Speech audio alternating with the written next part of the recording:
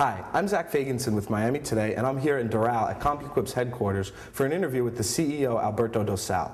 The company offers networks of all sizes and has done so for the past 30 years. But for the past 5, they've been offering managed IT services to companies, and Mr. Dosal said they'd like to keep doing so in the near future and make it a big part of the business. He's also got a big role at the Chamber. He's on the executive committee and said he'd like to promote collaboration between all of the Chamber's committees, including technology, which he chaired for 2 years.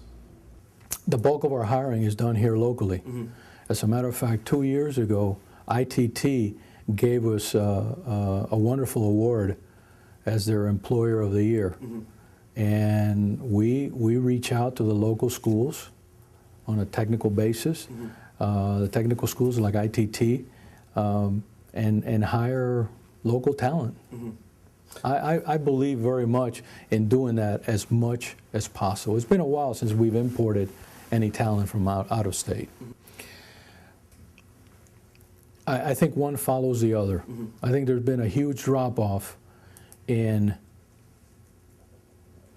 high school students going to college and studying computer technology, computer engineering, huge drop-off.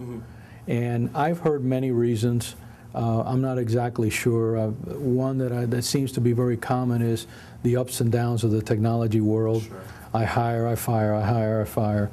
I think if we can create a stable environment, I think that will drive kids to education and productive jobs.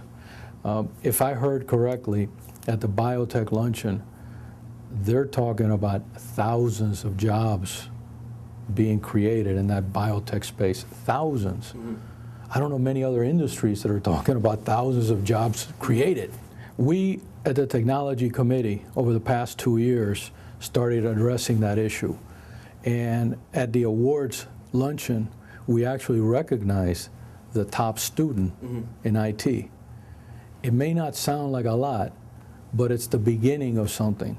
We had nominations coming in, and I was not involved in the judging process at all, but I know that we had nominations from all the universities. So the fact that we reached out to the local universities and colleges and asked for their input, their nominations, all of a sudden it's starting. And I realize that that's a very, very, very small example. But I know that the larger corporations like IBM, they have programs of going back into the community. It's very difficult for small businesses to be able to take on such a task. It really has to be a chamber or an SFTA, something larger. Sure. There's a lot to be done still. But we're finally at least putting it on paper, addressing it, and moving in the right direction. Everything is leadership. That's the key to everything in this world.